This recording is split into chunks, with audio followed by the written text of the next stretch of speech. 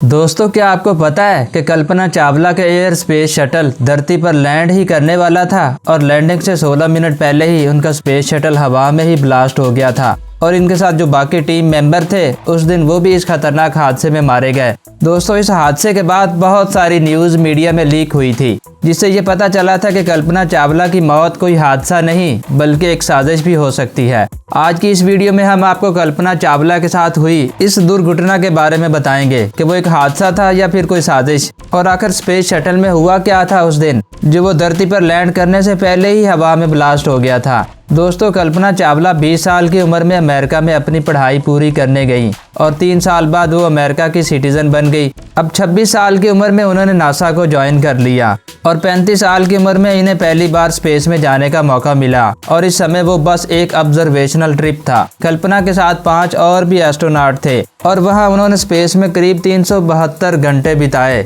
इस समय उनका काम था स्पेस में एक्सपेरिमेंट को करना और एक सैटेलाइट पैटर्न 201 को उन्होंने स्पेस में लॉन्च भी किया था। अब इस काम की जिम्मेदारी कल्पना चावला को दी गई थी। अब ये मिशन तो सफल रहा, लेकिन इस काम को लेकर बहुत सारी कंट्रोवर्सीज हुई। इस सैटेलाइट को स्पेस में छोड़ने की जिम्मेदारी कल्पना चावला की ही थी, लेकिन इस काम को करते समय सैटेलाइट में कोई प्रॉब्लम आ गई और वो काम पूरा नहीं हो रहा था। इसीलिए इस टीम में से 2 एस्ट्रोनॉट को शटल से बाहर जाकर इसे ठीक करना पड़ा और बाद में कहा जाने लगा कि इस फेलियर की वजह कल्पना चावला है, क्योंकि उन्होंने ही कोई गलती की थी। अब 5 महीने तक ये कल्पना चावला पर इल्जाम लगता ही रहा, लेकिन 5 महीने बाद नासा की इन्वेस्टिगेशन में ये बात पता चली कि वो सैटेलाइट कल्पना चावला की गलती से नहीं बल्कि इंजीनियर से हुई मिसकम्युनिकेशन की वजह से हुई थी। अब ये समय कल्पना चावला के लिए काफी मुश्किल रहा था, लेकिन फाइनली कल्पना चावला को बेगुनाह साबित कर दिया गया। अब कल्पना को दूसरी बार स्पेस में भेजने की तैयारी शुरू की गई, लेकिन स्पेस शटल में करीब 18 बार खराबी आई थी और स्पेस में जाने की तारीख आगे से आगे बढ़ती रही। अब इस मिशन का नाम था स्पेस शटल कोलंबिया STS-101 और कल्पना चावला 2003 में स्पेस के लिए उड़ान भरती हैं। अब इनके साथ इस मिशन में 6 लोग और भी थे।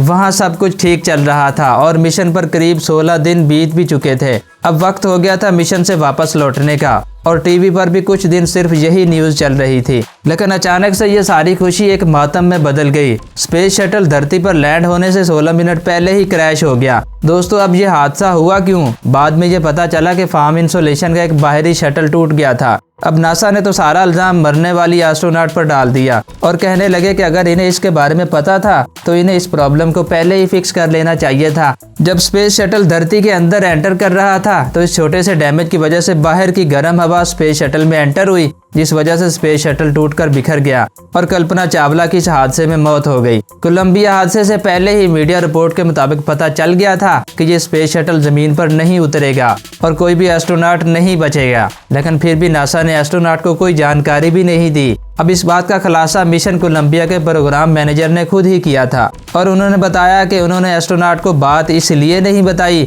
क्योंकि वो नहीं चाहते थे कि वो एस्ट्रोनॉट अपनी जिंदगी के आखिरी लम्हों को घुट घुट कर जिएं, और उन्होंने यही ठीक समझा कि हादसे से पहले बस वो खुश रहें, क्योंकि मौत तो वैसे भी आने वाली ही थी। वैसे ऐसा भी हो सकता था कि अगर इन एस्ट्रोनॉट को प्रॉब्लम का पता होता तो हो सकता था कि वो स्पेस में अपनी प्रॉब्लम सॉल्व कर लेते और इनकी जान बच जाती। दोस्तों, वैसे आपको क्या लगता है कि नासा को वो बात बतानी चाहिए थी या नहीं? कमेंट्स करके ज़रूर बताइएगा। उम्मीद करते हैं ये वीडियो आपको पसंद आई होगी, तो इसको लाइक कर दें और हाँ, अगर आप हमारे चैनल पर नए आए हैं तो इस चैनल को ज़रूर सब्सक्राइब कीजिएगा, साथ मौजूद बेल आइकन को भी प्रेस कर दें।